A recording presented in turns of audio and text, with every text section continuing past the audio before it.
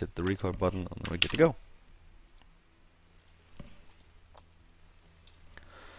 Okay, ladies and gentlemen, here we go with the first game of today. We have a Terran versus Terran in the first match, in the opening match between oGs Illusion and NSH Sting.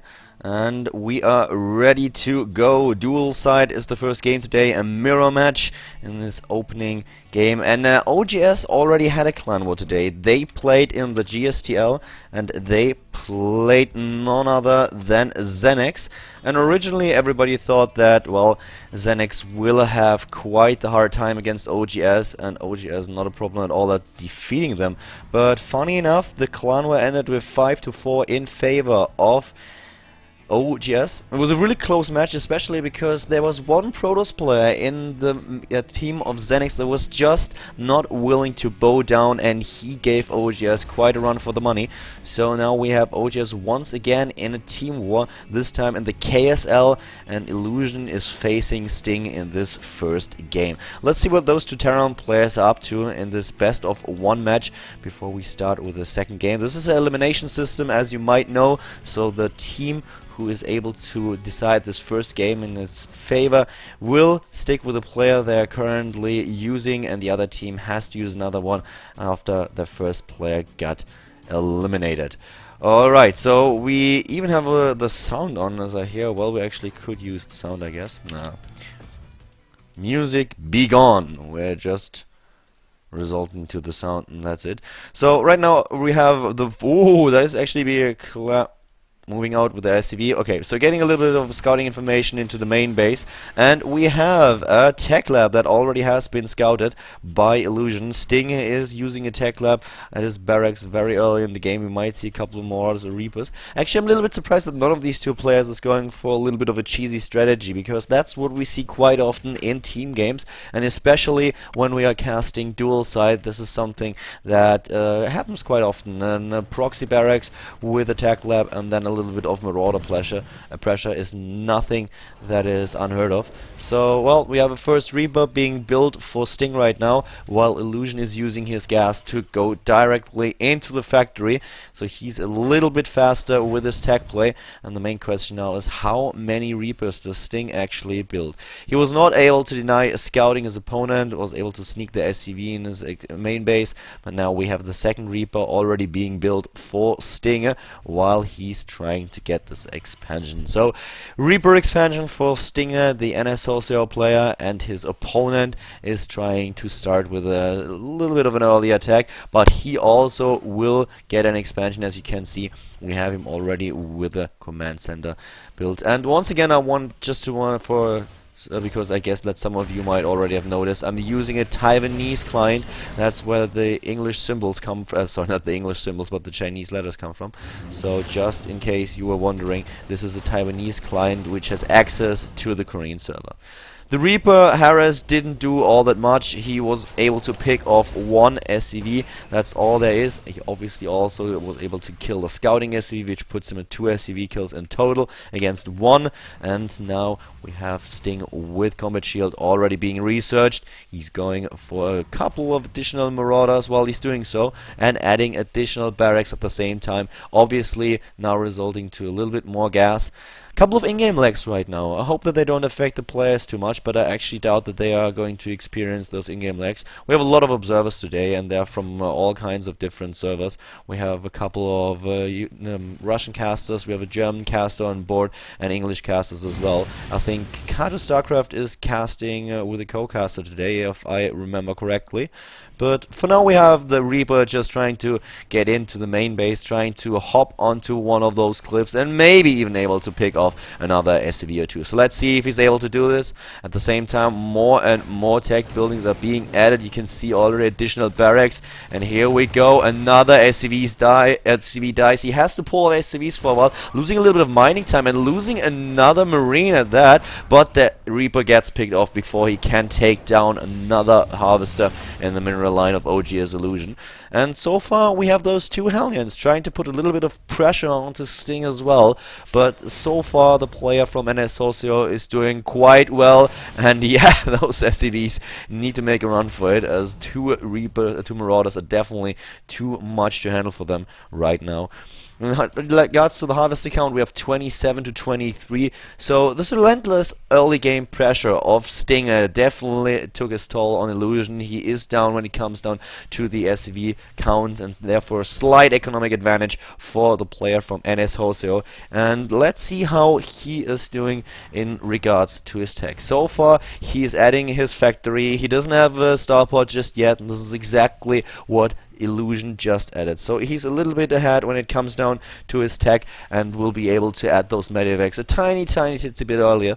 We already have the first one queued up, and Stim is about to finish for Illusion, while Sting still has to wait a little bit before he can use the drugs for his Marines and Marauders. So far, besides, disregarding the Reaper Harris, we have quite the chilled game. Everybody is just taking it easy for now, and on Daybreak, well, it kind of makes sense in this first game to play a little bit more careful. Nobody wants to just lose this game in one swoop, so let's see how exactly that's going to work out for both players. While we're just talking, I'm just checking that you are also able to, actually you are not. Okay, so here a small adjustment to the overlay so that you can actually tell which player is who. I had to change some things in XSplit, so that's why you just saw the usual in-game overlay, and therefore the Korean, I think you saw Korean signs, I'm not 100% sure, but the red player, the red Terran player starting off to the right side of dual side is Sting, and to the left we have Illusion, who is now trying to get access to the second Xanaga watchtower. He's already in a position where he can also drop his opponent, but that won't happen anytime soon because Sting is ready for it. He also has a really high amount of Marines. We have 25 Marines and 3 Marauders for Sting, and he's trying to put some pressure onto his opponent. He's already walking towards him, and if he is attacking straight away, he might be able to force this attack, to force this engagement before Combat Shield is ready for his opponent. That will give him quite the edge over Illusion. Sting is getting aggressive right now. Illusion trying to get the first tank, and here comes the first encounter. Sting with the Stim, both of them actually, and he's backing off. He has medivacs as well. He's going in for the kid, and wow, look at Illusion's supply dropping. He does have Combat Shield, but in the first encounter it just was not completed yet, and it puts him ahead with 14 supply. So this is pretty darn interesting. Sting with a lot of pressure in the early stages of the game, and how will Illusion fare against this really aggressive Terran player right now? We also have the +1 attack upgrade being researched for Illusion. Sting already has it. That's another advantage that adds up. So he's going in and trying. Wow, he's trying to deny the upgrades, and he's successful. Very well done by Sting, and he's just going for it. But there might be just a little bit too much of an army for Illusion, and Sting just judges the situation completely wrong and has to back up with those medivacs. But he was able to take down the engineering bay, and this is actually a huge deal. He can't just rebuild his army. He has the production capabilities to do so, and we already have for both players the upgrade for the tanks, the siege tech upgrade, but very important, no engineering bay right now for Illusion. So Sting's +1 armor upgrade will kick in fairly soon, and then he will be miles ahead of his opponent when it comes down to the upgrades. 1-1 against 0-0 upgrades, both of them completing the siege tech.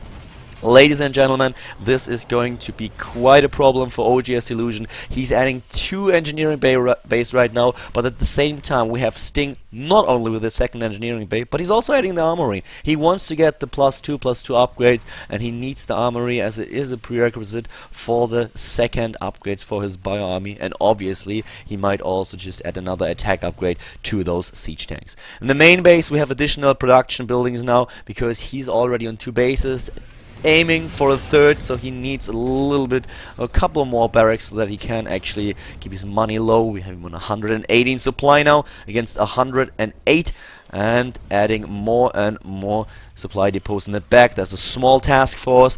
The main job is to deal with incoming drop play, but so far there's none. One medivac is on its way though. It's just on its way right now. And we have the +1 attack upgrade on its way as well as +2 armor. Oh, sorry, +2 attack upgrade and +2 armor, that is, for Stinger. Illusion just with the 1-1 upgrade, so he will still be behind. And here comes this medivac, and it might just fall victim to the Marines. They are a little bit out of position when it comes down to intercepting the medivac. Oh, that was a close one. The medivac is just retreating, and there's one Marine just guarding the third base of Illusion, the potential third base area. That's a lot of medivacs, by the way. We have 8 medivacs for Sting. That's a huge amount of medivacs, and he is getting more of them. Very interesting. If he continues like this, every single Marine will have his personal medivac. Hello, dear sir. Who are you? Well, I'm a Marine. I'm your personal medivac for the day, sir. How can I help? And for some reason, we have to pause the game. So, yeah, let's see what's going to happen. We have 153 supply for Sting. We have 144 for oGs Illusion. So, a small advantage in regards to supply for our player in the red. And at the same time, both players are now just researching a pair of upgrades. If Sting times it right, he will have an upgrade advantage over his opponent. He needs to wait a little bit longer, but there is a small window of opportunity for Illusion to actually force an encounter and fight his opponent with the same upgrade count. That might obviously be something that he is going to avoid. At least he's trying to avoid it. Yeah, a bunch of Marines for Illusion. He's trying to get a little bit more aggressive. We have an armory built for Illusion as well now. He also wants to get +2/+2. His +1/+1 will be done in a few seconds. Then he will be on the same upgrade count as Sting. Sting should back off a little bit. Oh, fighting on even upgrades, and a lot of his Marines actually get cleared out. I'm not sure if attacking into those tanks was the right decision to do. A little bit odd by Sting, so he is playing very, very aggressive now. Both players are trying to get that third base, and we have Illusion with 3/3 upgrades being researched. +2/+2 and not kicking in just now for Sting. I was a little bit too aggressive. Was fighting on even upgrades. He should definitely have tried to avoid that. 43 against 33 Marines for those 2 Terran players in this first game between oGs and NSH at the KSL Team League.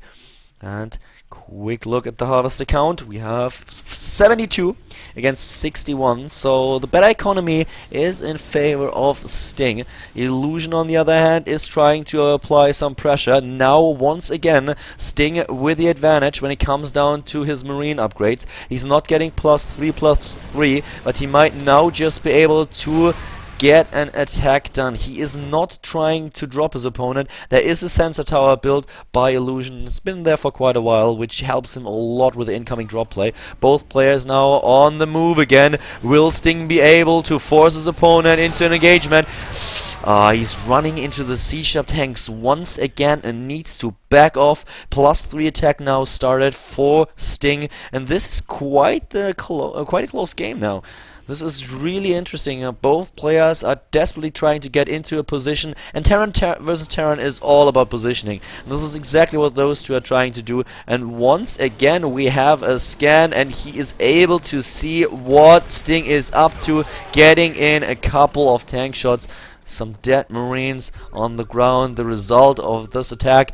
At the same time, we have more and more upgrades for both of them. 200 supply now for Sting, 185 for Illusion, and neither one of them wants to yield just a meter of space. They don't do well. It's all around, revolving around the Xelnaga watchtower. A lot of scans going down for both of them, and as you can see, we have now +2/+2 about to finish for Illusion, which puts him on the same upgrade as his opponent. And the small force is trying to go to the left. Maybe a drop attempt into the main base. Sting a little bit more aggressive now. Nope, just a few Marines looking pretty. And in the middle of the map, there's another, not quite an engagement, just a small poke.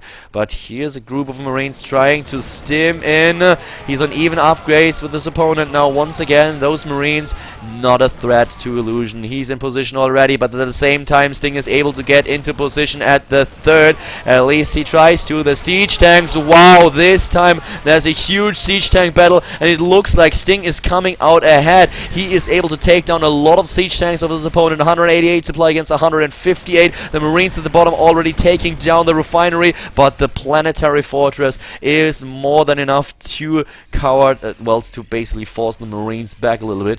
Cowards, all of them. They're not able to, well, only picking on smaller people, not on a big planetary fortress. Do we have a planetary fortress for Sting? I actually doubt it. No, he has the third orbital command. I was already wondering about it. Is he able to get into position with the siege tank? It certainly doesn't look like it, and here we go. The big fight is emerging, but approach in the back we have another siege tank getting cleared, and finally the whole army of Sting getting annihilated.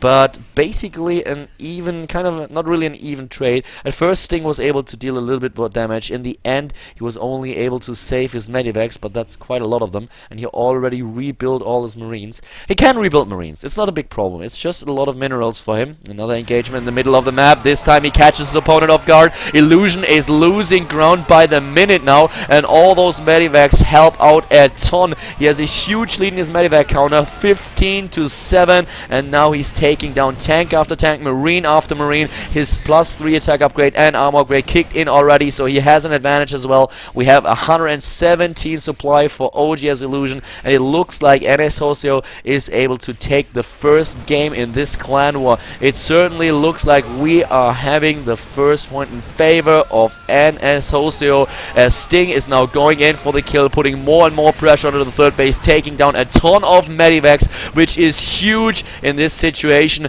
Of course, there are a couple of tanks sieged up in the back, but by now the army of Sting is just so huge. 200 supply. He's once again maxed out, has 113 against him, so he is just doubling the supply of his opponent. He's ahead when he comes down to his upgrades, getting the +2 attack upgrade for his siege tanks, and therefore another advantage. He needs to leap forward with those tanks, but he's already in position with 2 of them to put pressure onto the planetary fortress. Quite the decent position for Sting, doing a really good job, and those Marines have to be careful. That was really close, nearly running into the siege tanks. More and more reinforcements from the main base of Sting are now just joining the party. And we have more tanks lined up at the front. Another attack with the Marines. He's trying to focus down that third base. Oh, he needs to back up. He's fighting into the range of the planetary fortress. Not his smartest idea today. 15 kills already for the planetary, but he has done it. He's able to take down the planetary. He has more than 15 Marines queued up. Very well played by Sting, and he takes the first game for NSH.